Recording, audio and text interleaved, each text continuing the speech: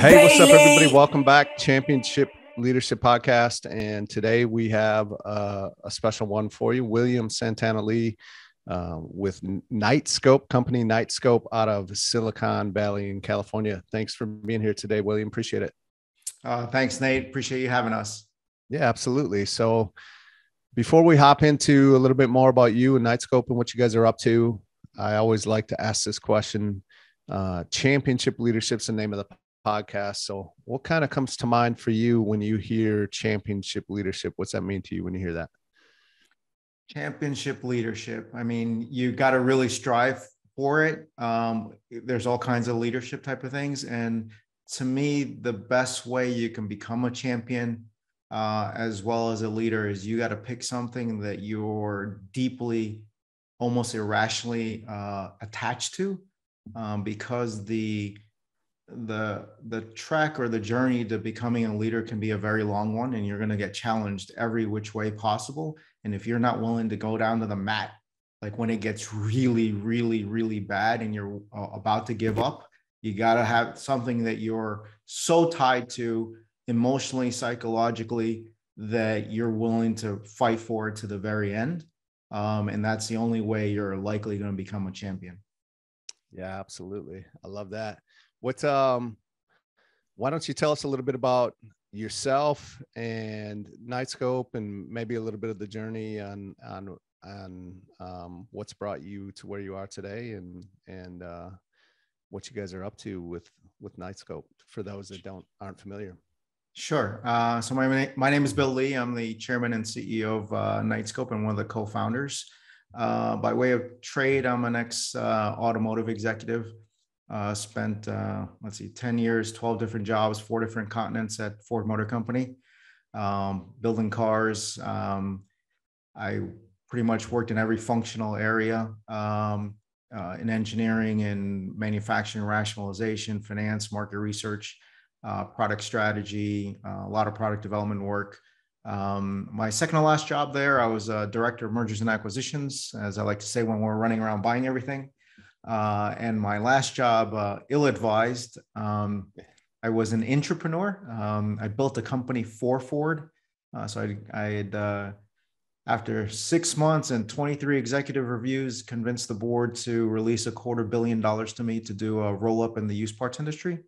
And for those of you in the audience that might not know what a roll-up is basically you buy one type of company, buy another one, and buy another one, and buy another one of all the same type, and now you have one big one. Mm-hmm. So for those old schoolers, AutoNation or Waste Management or Blockbuster is kind of how those grew. So I had ended up building the world's second largest automotive recycler. I had bought 22 companies in 11 months. I had about 600 employees doing about 150 million in sales. And that kind of gave me the entrepreneurial bug pretty early in my career. Yeah. And then fast forward to Knightscope. We're on this crazy mission to see if we can make the United States of America the safest country in the world. So for the last almost decade, we've been building a unique set of autonomous security robots that are a combination of self-driving autonomous technology like a self-driving car, robotics, AI, and electric vehicles all combined into one. So take 4 really hard things and put them into one. Yeah.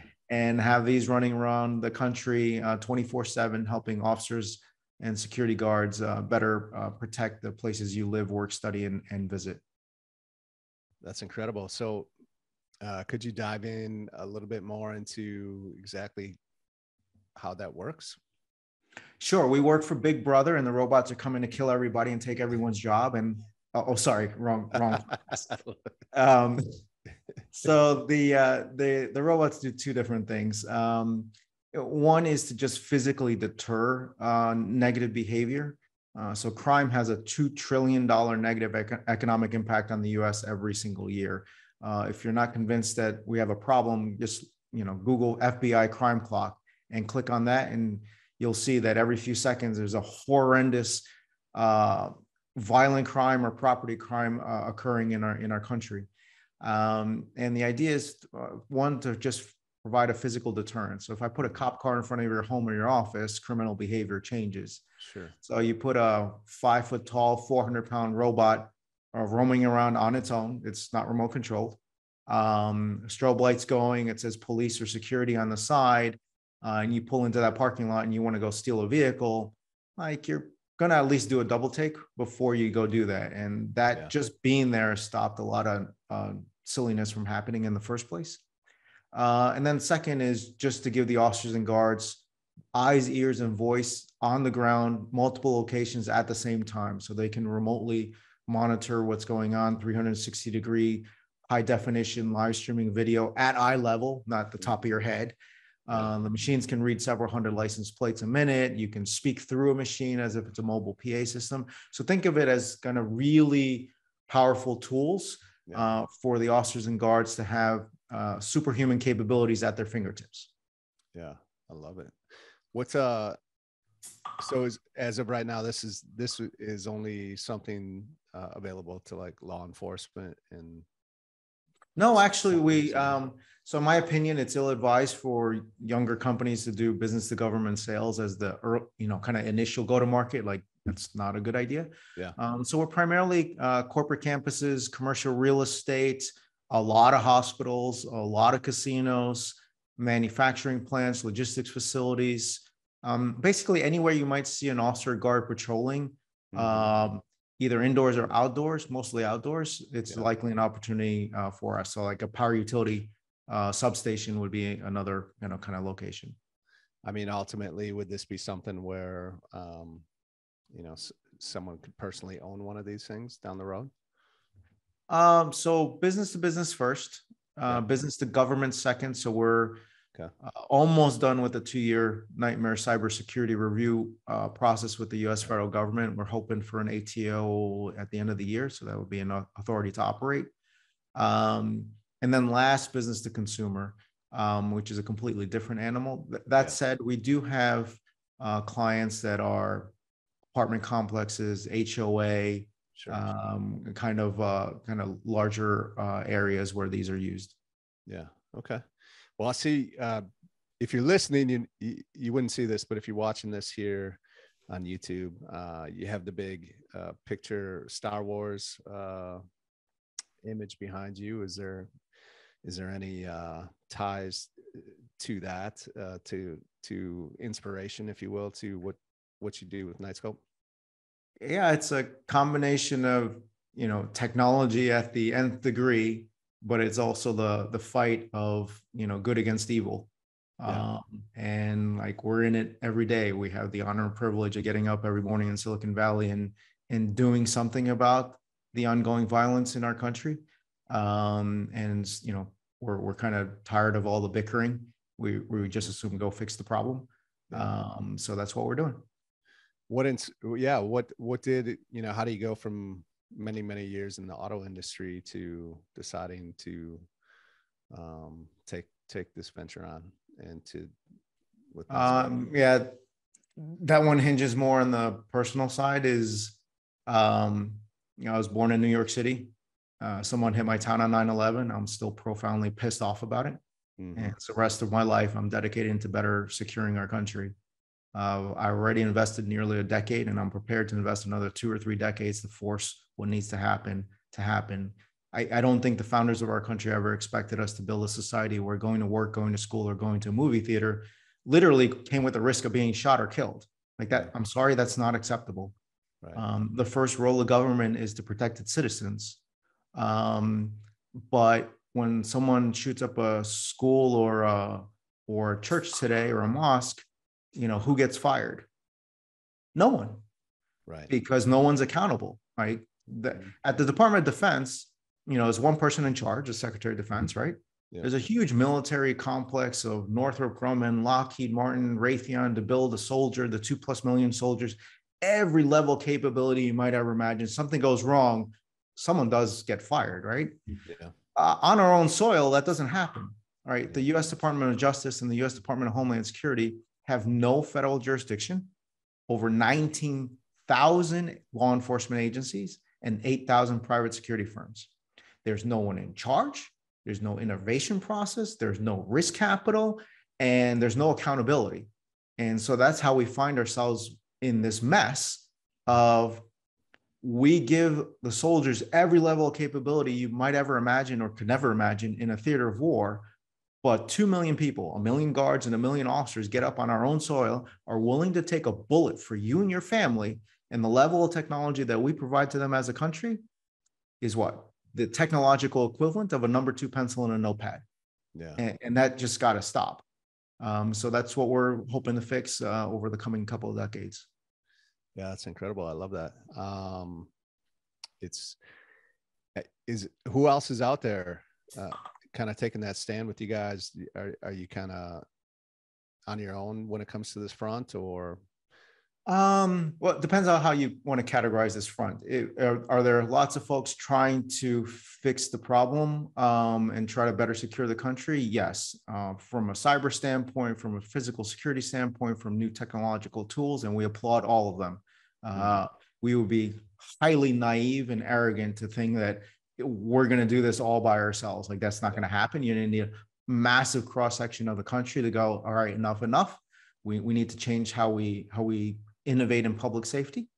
But, there are folks working on it. In terms of autonomous robots, operating outside 24/7 in the real world with meaningful contracts, we're likely the only ones. I'm hoping there'd be some more in the future. But what we're doing is technologically very difficult. Maybe to just put this in context for your audience. So how many of you today listening, are getting chauffeured around in a self-driving car? Yeah. Silence. Why? Because no one's getting chauffeured around in a self-driving car. Right. But I thought it's 2022. I said this back in 2013. This is going to take a long time. And I'm sure my numbers are a little bit off, but over $100 billion has been invested in self-driving autonomous stuff. There's like 200 companies working on it, and their collective revenue is close to zero, if not zero. And I believe we're the only company in the world operating 24/7 across an entire nation, with, recurring revenue with real clients in the real world. And that speaks to how difficult this is. If a couple hundred companies with $100 billion couldn't get something out and start generating some revenue, it might be kind of hard. I think over the next, 5, 10, 15 years, autonomy for real will start happening in, pockets here and there, but large scale, fully autonomous is going to take a very, very long time. Yeah. Yeah. Is this just nationwide? Is this something that other parts of the world are taking advantage of as well through Knightscope, or? No, absolutely not. So I've worked on 4 continents. I know what it technically requires to do that. I work for our shareholders. I'm not going to put that level of risk on the shareholder base. 1, 2, our stated mission is to secure the U.S. Right. And so what I kind of told our team was, all right, once we've accomplished our mission, and we're operating in all 50 states, and the U.S. is the safest country in the world, and we've got nothing else to do, great, we can go work on stuff outside the U.S.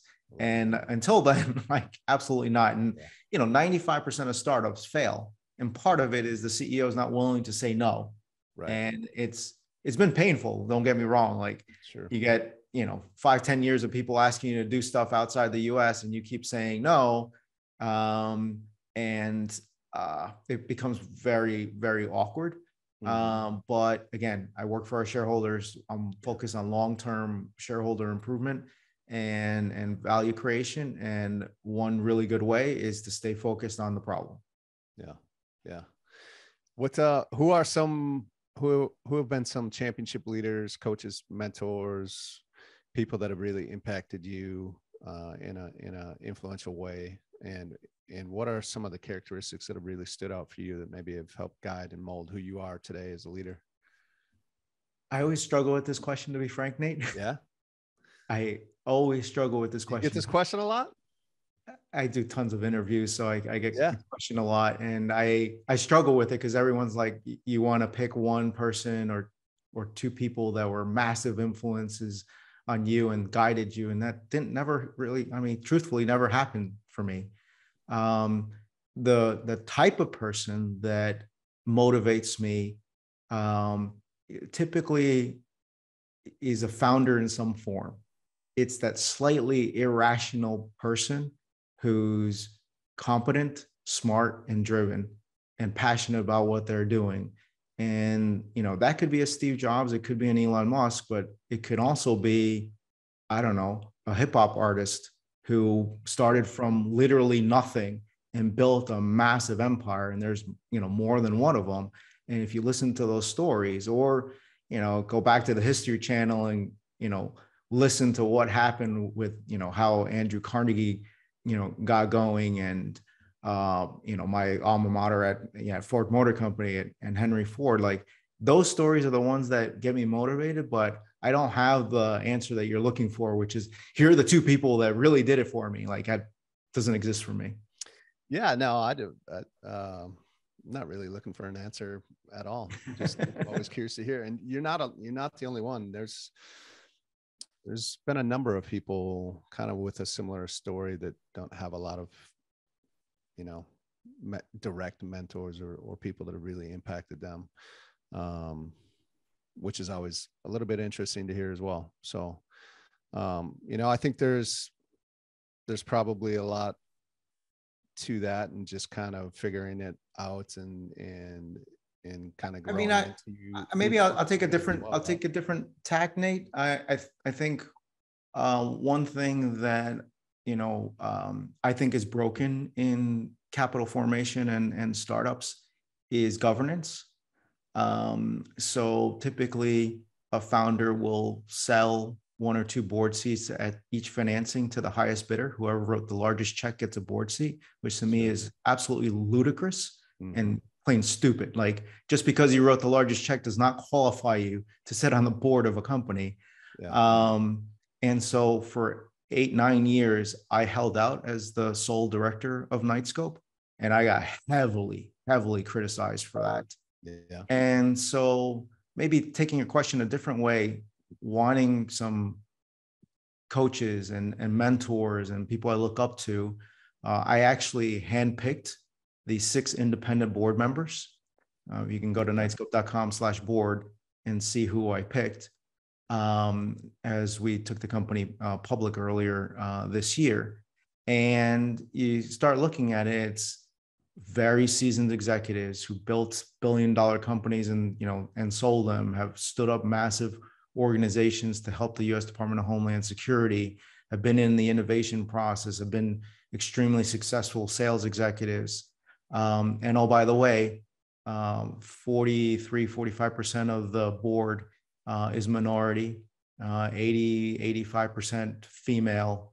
And since I'm half Latin, half Asian, 100% diverse. And so to me, I think a founder has a right to architect the brand, pick the team, pick the facilities, figure out what technology or product they're going to be delivering or service. They should also have the right to pick the right board at the right time with the right skill mix and the right demeanor. And I'm lucky to have had, half a dozen awesome seasoned executives join us on this crazy journey with Knightscope, and, be able to lean on them. And, when I get stuck, I don't know what to do here, or how can you help me with this situation? Or can I need a shoulder to cry on. That board, I'm very proud to have on as part of Knightscope. So what challenges have you had, or maybe vice versa? What are some unique benefits that you've had in taking the company in this last year public as a leader? Like how has that changed things? How has that not, better or worse as a company? So everything went smoothly according to plan. No issues at all. The whole 9 years, Nate. It's been smooth sailing. It's been very boring. There's nothing to do here. I don't believe that for some reason. So let's see how to explain this.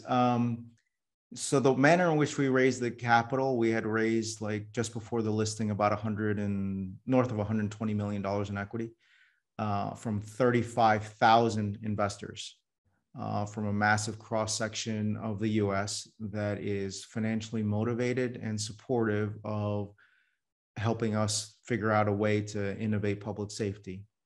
It is not normal to take a company public with 35,000 investors. It's usually, I don't know, 100, 500, 1,000. I mean, it's not 35,000 is completely insane. Like we literally broke the prior transfer agents system because they couldn't process it all. So the manner in which we're kind of running the company, we're kind of having to report to the SEC as if we're publicly traded, but we didn't have any of the benefits. So I needed to get us out of that, what I call purgatory.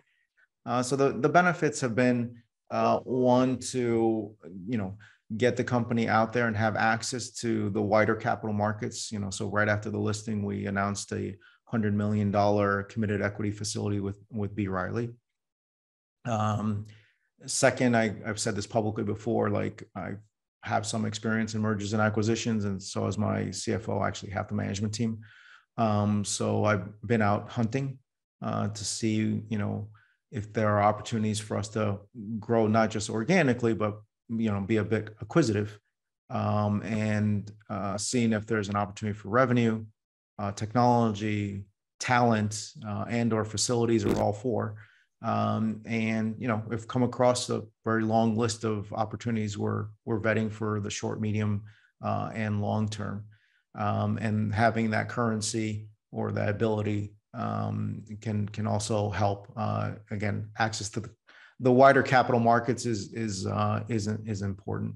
Belichick or Nick Saban, coaches at the highest levels, continuing to find ways to win championships year after year and have success and continue to be able to evolve and as they get older and older, continue to stay, I guess, young with the game, if you would. So what are some ways that you see the vision in what you guys are doing changing, or does it remain the same? I know because you've also mentioned kind of sticking to what it is that you want to do and saying no more.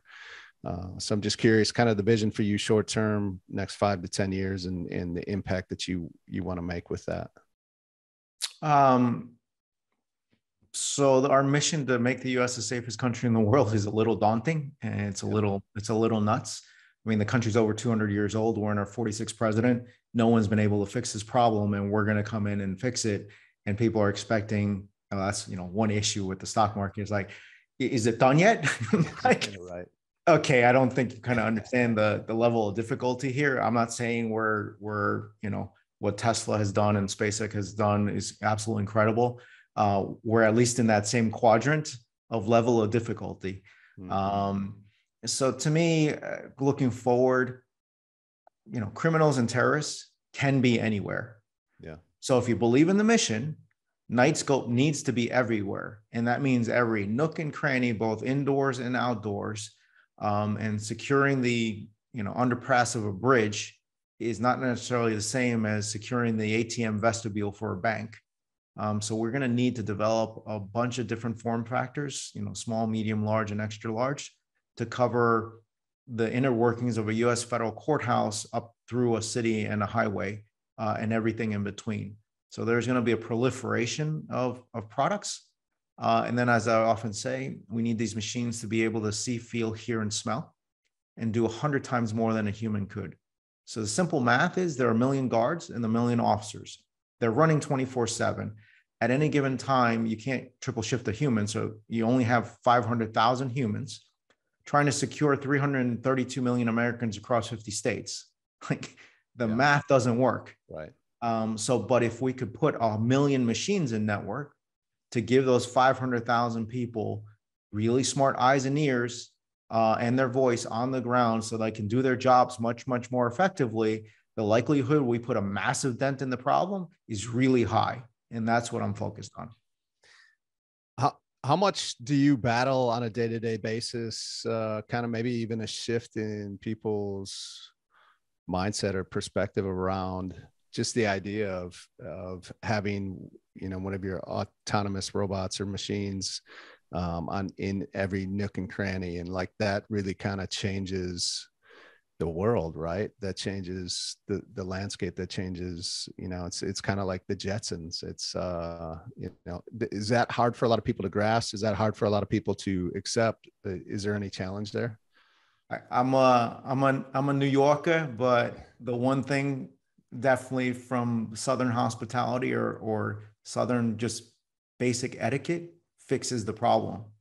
Like if you properly introduce yourself to the tenants, the students, the faculty, the homeowners, the employees, explain what the machines do, why they're here, Mm-hmm. then, all in favor, aye. Yeah. Everything goes smooth, swimmingly well.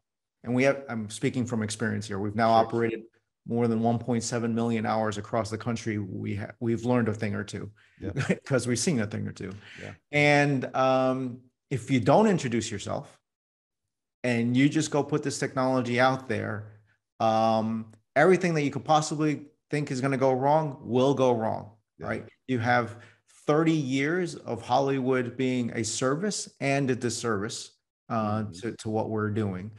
But, in general, most humans are reasonably rational and bright. And if you can explain why this is here and what's it good for, then no issue at all. And when it was really hard to land our first hospital, the second, third, fourth, fifth hospital, a lot easier. Yeah. We've now landed our first, law enforcement agency. The next conversation with the next mayor and the next chief gets a lot easier. Yeah. I don't know how many casinos we have, but the first one was hard. Then, so little by little, it makes sense. And then at some point it should become boring.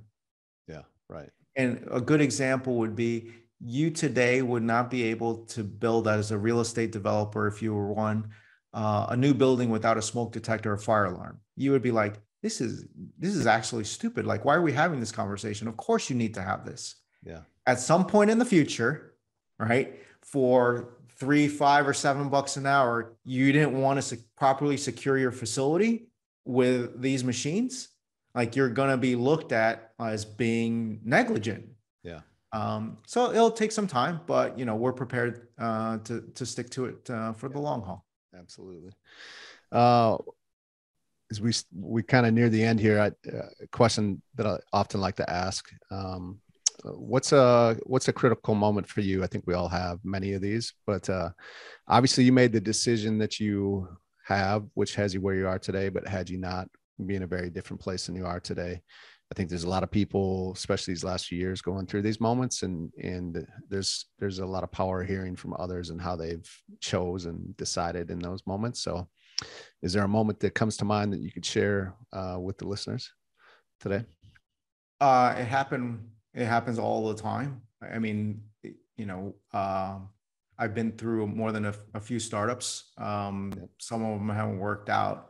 And you just, no matter how painful it is, you just got to get up, dust yourself off, back in the ring you go. You can't sit around sulking or what if or whatever. And you got to stay true to that mission. And then once you get on that mission and you're back in the ring, you're going to get punched in the face again. Like, I kind of half joke, what's your nutritional what's your diet? Well, the founder's diet, oh, that's easy. You get punched in the face for breakfast, you get kicked in the stomach for lunch, and then you get body slammed for dinner. And then you got to get up the next morning, smile on your face, turn on the camera, and get back at it. And you can't let anyone tell you no. And that's why it's really important what I said earlier. You got to pick something that you're slightly irrational about seeing through. So you have the energy to be able to get up that next morning and go, okay, I'm tired, I'm exhausted, I'm beat to hell, but I got to get back in the ring, because if I don't, this is not going to work. And, frankly, people don't want to hear it. Your lawyers don't care. Your auditors don't care. Your clients don't care. In some cases, your teammates don't care. Sometimes your family doesn't care. Sometimes your friends are like, you're out of your mind. And you just got to block the whole thing out and go, all right, I got to get back at it. And you need to do a little trick, which I often do, which is negative fuel. Is the worst thing you can, or the best thing you can tell me is no. Keep telling me no. Yeah. And I'm going to show you how wrong you are. And all those folks that, years ago turned us down to get into the seed round of when we're trying to raise money, telling us this is ridiculous. Yeah, well, they all got proven wrong plus some. Yeah. And you just got to keep at it. And once you're a publicly traded company, it doesn't stop. Now it's just more magnified. Like, right. Okay, well, this company didn't do this and this time or whatever, and they want immediate results. And it's like, listen, what we're doing is technologically really difficult. We're on plan to what we're doing. We always pretty much do what we say we're going to go do. And you don't want to bet against this team. And so people will learn over time, as the markets will, that, the short, medium term is usually volatile, but over the long term, it'll take care of itself. Yeah. Yeah. Excellent. Well, this has nothing to do with Knightscope, but I see a couple of guitars in your background. You a guitar player? Used to be lots of long hair back in the 80s. Okay. Yeah. And been, I thought, here's a huge naive confession. I thought like, all right, I'm going to take the company public and maybe I can breathe just a little bit. So I'm going to get a new guitar and I'm going to start playing again. And yeah, no. Good intentions, right? Yeah, definitely. Well, this will be the final question. If there's one or two things the listeners could, if they could implement today and apply to in their life right now and help move their life forward today, what's one or two pieces of nuggets, if you will, that they could implement and help them do so? It's along the same lines of what I was saying. You got to be passionate about what you're doing. Life is really short. You need to do something you love and make a big impact.